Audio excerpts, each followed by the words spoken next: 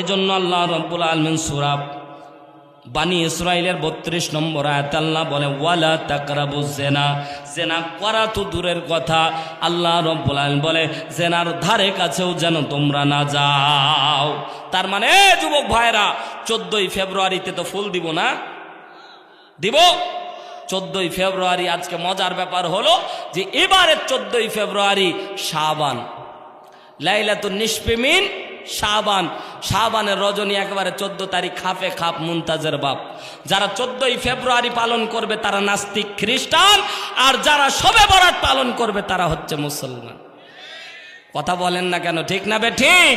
তাহলে বোঝা যাবে কে ই খ্রিস্টান আর কে মুসলমান। কথা বলেন না কেন? এবার কোরআনের ভিতর দেখেন ইবনে কাসির 3য় খণ্ড 851 নম্বর পৃষ্ঠা, আল্লাহ নবী সাল্লাল্লাহু আলাইহি সাল্লামকে যখন মেরাজের রজনীতে নিয়ে যাওয়া হয়, এ পদ্মানি সীমা বোনেরা একটু ঘটনাটা একটু খেয়াল করেন। আল্লাহ নবী সাল্লাল্লাহু আলাইহি সাল্লাম ঘটনা কোরআনের মধ্যে আল্লাহ রাব্বুল আলামিন উল্লেখ করেছে, আল্লাহ রাব্বুল আলামিন কোরআনের মধ্যে ঘটনা উল্লেখ করে দিয়েছে। তাফসীরের মধ্যে এসেছে ইবনে কাসিরের ভিতরে আল্লাহ নবী সাল্লাল্লাহু আলাইহি সাল্লাম বলেন, আমি যখন জান্নাতের উপর দিকে উঠতেছিলাম খেয়াল করে দেখলাম জান্নাতের এত উপরে, আমি আসমানের এত উপরে চলে আসলাম, এই জায়গায় নিস্তব্ধ, কোনো আওয়াজ নাই, কিন্তু আমার নাকের মধ্যে কেমন জানি একটা সুঘ্রাণ আসতেছে।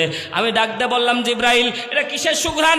সাথে সাথে জিব্রাইল আমিন বললেন, ইয়া রাসূলুল্লাহ, এটা একটা কবর থেকে উঠে আসতেছে জান্নাতি সুঘ্রাণ। আল্লাহ নবী সাল্লাল্লাহু আলাইহি সাল্লাম থেমে গেলেন, ডাক দিয়ে বললেন, ভাই জিব্রাইল বলো বলো এটা কোন কবর থেকে আসতেছে? আল্লাহ নবীর সামনে জিব্রাইল আমিন ডাক দিয়ে বললেন, নবী গো, ইয়া রাসূলুল্লাহ, ইয়া হাবিবাল্লাহ, আপনি হয়তো মনে করেছেন এটা কোন নবীর কবর থেকে উঠে আসতেছে, এটা কোনো পীর আউলিয়ার কবর থেকে উঠে আসতেছে, এটা কোনো রাসূলের কবর থেকে না, ইয়া রাসূলুল্লাহ, এটা একটা মহিলার কবর থেকে উঠে আসতেছে। আর জোরে বলেন সুবহানাল্লাহ।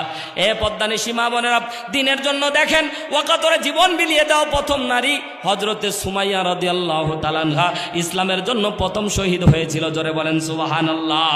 ইসলামের প্রথম কালেমা যিনি পাঠ করেছিলেন তিনিও নারী, আম্মাজান খাদিজাতুল কুবরা রাদিয়াল্লাহু তাআলা আনহা।